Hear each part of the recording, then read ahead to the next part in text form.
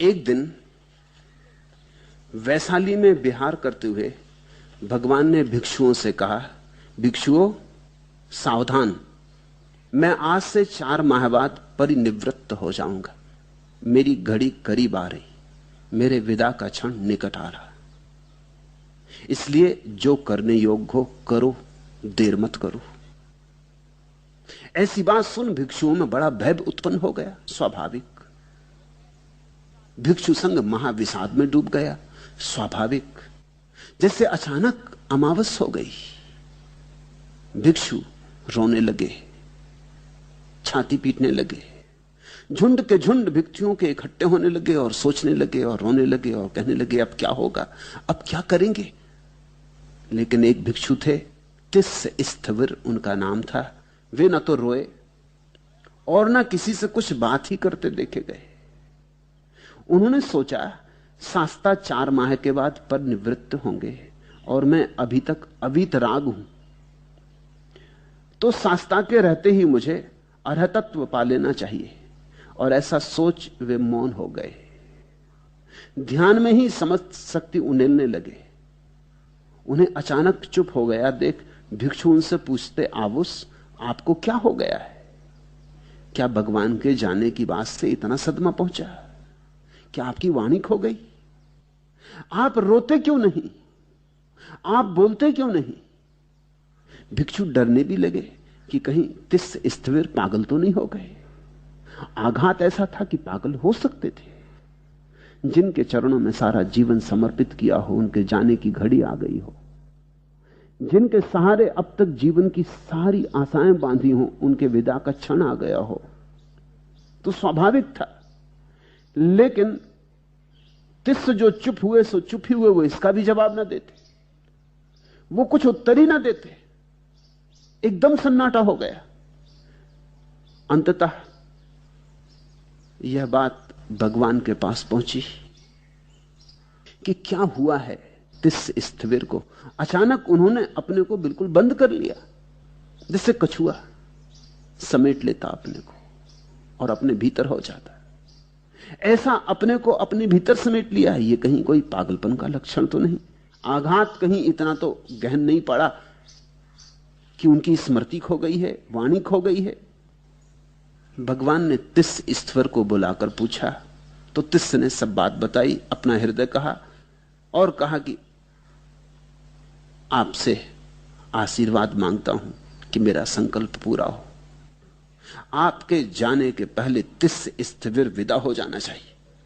मौत की नहीं मांग कर रहे हैं वो, ये तिस्स स्थविर नाम का जो अहंकार है, ये विदा हो जाना चाहिए। मैं अपना प्राणपण लगा रहा हूं, आपका आशीर्वाद चाहिए। अब ना बोलूंगा, ना हिलूंगा, ना डोलूंगा, क्योंकि सारी शक्ति इसी पर लगा देनी। 4 माह है, ज्यादा समय भी पास में नहीं। और आपने कहा भिक्षुओं सावधान हो जाओ और जो करने योग्य है करो। तो यही मुझे करने योग्य लगा कि ये 4 महीने जीवन की क्रांति के लिए लगा दूं, पूरा लगा दूं, इस पार या उस पार। लेकिन यह कहने को न रह जाए कि मैंने कुछ उठा रखा था, कि मैंने कुछ छोड़ दिया था, किया नहीं था। बुद्ध ने तिस्स भिक्षु को आशीर्वाद दिया और भिक्षुओं से कहा, भिक्षुओं जो मुझ पर स्नेह रखता है उसे तिस्स के समान ही होना चाहिए। यही तो है जो मैंने कहा था कि करो, जो करने योग्य है करो, सावधान, मैं 4 माह के बाद परिनिवृत्त हो जाऊंगा। रोने धोने से क्या होगा? रो धोकर तो जिंदगियां बिता दी तुमने। चर्चा करने से क्या होगा? झुंड के झुंड बना के विचार करने से और विषाद करने से क्या होगा? तुम मुझे तो ना रोक पाओगे, मेरा जाना निश्चित है। रो रो के तुम ये क्षण भी गंवा दोगे। आंसू नहीं काम आएंगे, नौका बना लो। तिस्स स्थविर ने ठीक ही किया है, इसने मौन की नौका बना ली। इसी मौन की नौका से कोई तिरता है, इसलिए तो हम साधु को मुनि कहते हैं। मुनि का अर्थ होता है जिसने मौन की नौका बना ली। तिस्स स्थविर मुनि हो गया है। गंधमाला आदि से पूजा करने वाले मेरी पूजा नहीं करते, वह वास्तविक पूजा नहीं है। जो ध्यान के फूल मेरे चरणों में आके चढ़ाता है वही मेरी पूजा करता है, ऐसा बुद्ध ने कहा। धर्म के अनुसार आचरण करने वाला ही मेरी पूजा करता है, ऐसा बुद्ध ने कहा। ध्यान ही मेरे प्रति प्रेम की कसौटी है। रो मत, ध्याओ। रो नहीं, ध्याओ। और तब उन्होंने ये गाथाएं कही, पविवेक रसम पीत्वा रसम उपसमस्य चाह, निद्रो होति निष्पापो धम्म पीति रसम पिव। एकांत का रस पीकर तथा शांति का रस पीकर मनुष्य निडर होता है और धर्म का प्रेम रस पान करके निष्पाप होता है। तो एकांत का रस पीकर, एकांत का अर्थ होता है अपने भीतर डुबकी लो। बाहर बहुत संबंध जोड़े, दूसरे से बहुत नाते बनाए, दुख के अतिरिक्त क्या कब पाया। अब अपने से नाता जोड़ो, एक नया सेतु बनाओ अपने और अपने बीच। अब अपने में जाओ। एकांत का अर्थ नहीं होता हिमालय चले जाओ। एकांत का अर्थ होता है जो संबंधों में बहुत ज्यादा जीवन ऊर्जा लगाई है, उसे संबंधों से मुक्त करो, अपने साथ रमो, आत्मलीन बनो। एकांत का रस पीकर, पविवेक रसम पीत्वा। और बुद्ध उसको रस कह रहे हैं, प्यारा शब्द उपयोग कर रहे हैं, क्योंकि जिसने एकांत का रस पी लिया उसने अमृत पी लिया। जिसे तुम संबंध में खोज रहे हो और कभी संबंध में पा ना सकोगे, वो एकांत में पाया जाता है। वो अपने ही स्वभाव में छिपा पड़ा है। वो झरना तुम्हारा है, वो तुम्हारी ही गहराइयों में दबा पड़ा है। एकांत का रस पीकर तथा शांति का रस पीकर मनुष्य निडर होता है। अब तुम भयभीत हो रहे हो, बुद्ध ने कहा, रो रहे हो, चीख रहे हो, मेरे जाने के कारण तुम भयभीत हो रहे हो, क्योंकि तुमने मुझसे तो संबंध बनाया, अपने से संबंध नहीं बनाया। मैं जा रहा हूं तो तुम रो रहे हो, पत्नी जाएगी तो पति रोएगा, पति जाएगा तो पत्नी रोएगी, बेटा जाएगा तो बाप रोएगा, बाप जाएगा तो बेटा रोएगा। जिन्होंने दूसरों से संबंध बनाने में ही सारी ऊर्जा नियोजित की है, वे रोते ही रोते जीवन गमाएंगे। अपने से संबंध जोड़ो, शांति का रस पीकर, रसम उपसमस्य चाह, उस एकांत का, मौन का, शब्द शून्यता में डूबकर अपना रस पियो, अपने को चखो, तो फिर निडर हो जाओगे। फिर कोई भय नहीं। बुद्ध रहें कि जाएं, कौन कहां आता जाता, सब जहां है वहीं है। न कोई आता न कोई जाता, सिर्फ हमारे संबंध टूटते और बनते। तुम अगर असंग हो जाओ तो फिर कोई जीवन में पीड़ा नहीं, दुख नहीं। धर्म का प्रेम रस पान कर निष्पाप हो जाओ। और धर्म कहां है? धर्म का अर्थ होता है स्वभाव, धर्म का अर्थ होता है तुम्हारी नियति। तुम जो वस्तुता हो वही धर्म। इसलिए जैसे चंद्रमा नक्षत्र पथ का अनुसरण करता है, वैसे ही धीर, प्राज्ञ, बहुश्रुत, श्रीलवान, व्रत संपन्न, आर्य तथा बुद्धिमान पुरुष का अनुगमन करना चाहिए। तो बुद्ध ने कहा, इस दृश्य को देखो, ये धीर है, प्राज्ञ है, बहुश्रुत है, शीलवान है, व्रत संपन्न है, आर्य है, बुद्धिमान है, इसका अनुगमन करो। रो धो मत। तस्माहि धीरंच पचंज बहुस्तुतम चाह, घोर्यशीलम वतवंत मरियम। इसके पीछे जाओ, इससे सीखो। जो इसे हुआ है वही तुम्हें भी होने दो।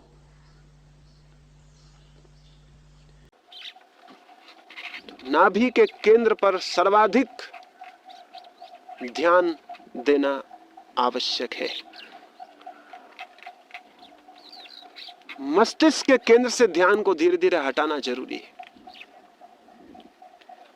हृदय के केंद्र से भी धीरे धीरे ध्यान को हटाना जरूरी है, ताकि वो नीचे और डीपर और गहरे से गहरे में प्रवेश हो जाए। तो उसके लिए दो प्रयोग सुबह और रात्रि हम ध्यान के करेंगे। सुबह का प्रयोग मैं आपको समझाता हूं, फिर 15 मिनट के लिए हम उस प्रयोग के लिए बैठेंगे और उस प्रयोग को करेंगे। निश्चित ही अगर मस्तिष्क से चेतना को नीचे ले जाना है तो मस्तिष्क को बिल्कुल शिथिल छोड़ देना जरूरी है, रिलैक्स छोड़ देना जरूरी है।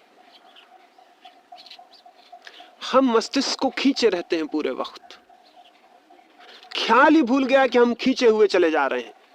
पूरा टेंस किए हुए हैं माइंड को, पूरा खींचे हुए, ये ख्याल में नहीं। तो पहले उससे शिथिल छोड़ देना जरूरी है।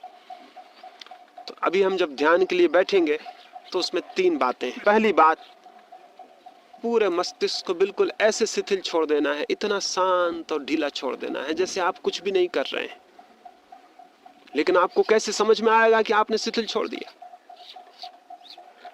आपको कैसे ख्याल में आएगा कि मैंने शिथिल छोड़ दिया? अगर मैं इस मुट्ठी को जोर से खींचूं तो मुझे पता चलता है कि सारी नसें खींची हुई हैं। फिर मैं इसे ढीला छोड़ दूं तो मुझे पता चलेगा कि सारी नसें ढीली छूट गई हैं। और चूंकि हमारा मस्तिष्क पूरे वक्त ही खिंचा हुआ है, इसलिए हमें पता ही नहीं चलता कि खिंचा हुआ होना क्या है और ढीला हो जाना क्या है। तो एक काम करेंगे, पहले मस्तिष्क को जितना खींच सकेंगे खींच लेंगे, जितना मस्तिष्क की सारे स्नायुओं को खींच सकें पूरी खींच लेंगे, जितना टेंस कर सकें कर लेंगे, फिर एकदम से ढीला छोड़ेंगे। तो आपको पता चलेगा कि खिंचा हुआ होना और ढीले होने में दोनों में क्या फर्क है। तो अभी जब हम ध्यान के लिए बैठेंगे तो 1 मिनट के लिए जितना मस्तिष्क को आप खींच सकें, जितना तनाव दे सकें उतना खींच लेंगे, और फिर मैं कहूंगा कि आप ढीला छोड़ दें तो आप बिल्कुल ढीला छोड़ देंगे। और वो आपको पता चल जाएगा कि क्रमशः कैसा खिंचा होना क्या है और ढीला हो जाना क्या है। वो आपको फील होना चाहिए, वो आपको अनुभव में आ जाना चाहिए। तो फिर धीरे धीरे आप ढीला और ढीला छोड़ने में समर्थ हो जाएंगे। तो पहला काम है मस्तिष्क को बिल्कुल ढीला छोड़ देना। मस्तिष्क के साथ ही पूरे शरीर को भी ढीला छोड़ देना है। इतने आराम से बैठ जाना है जैसे शरीर पर भी कहीं कोई जोर ना पड़े, कहीं कोई भार ना पड़े। फिर आप क्या करेंगे? जैसे आप सब ढीला छोड़ देंगे, पक्षी बोल रहे हैं, ये कहीं पंचक्की की आवाज हो रही है, कहीं कोई कौवा बोलेगा, कहीं कोई और आवाज होगी, ये सब आवाजें आपको सुनाई पड़नी शुरू हो जाएंगी। क्योंकि मस्तिष्क जितना शिथिल होगा उतना सेंसिटिव हो जाएगा, उतना संवेदनशील हो जाएगा, एक एक चीज सुन पड़ने लगेगी। आपको अपनी हृदय की धड़कन भी सुनाई पड़ने लगेगी, श्वास का आना जाना भी सुनाई पड़ने लगेगा, अनुभव होने लगेगा। फिर चुपचाप बैठ के ये सब चारों तरफ हो रहा है उसे चुपचाप अनुभव करना है और कुछ भी नहीं करना। आवाज सुनाई पड़ रही उसे चुपचाप सुनना है, पक्षी बोलेगा उसे चुपचाप सुनना है, भीतर श्वास चल रही उसे चुपचाप देखते रहना है, और कुछ भी नहीं करना है। आपको अपनी तरफ से कुछ भी नहीं करना है, क्योंकि आपने अपनी तरफ से कुछ भी किया कि मस्तिष्क खिंचना शुरू हो जाएगा। आपको तो एक रिलैक्स्ड अवेयरनेस में, एक शिथिल जागरूकता में बैठे रहना। सब हो रहा है, आप चुपचाप सुन रहे हैं, और आप हैरान हो जाएंगे। जैसे ही आप शांति से सुनेंगे वैसे ही और गहरी शांति भीतर उतरनी शुरू हो जाएगी। जितने आप गहरी से सुनेंगे उतनी और गहराई भीतर बढ़ती चली जाएगी। एक 10 मिनट में ही आप पाएंगे कि आप एक शांति के अद्भुत केंद्र बन गए हैं, सारी चीज शांत हो गई है। तो ये हम सुबह का पहला प्रयोग करेंगे।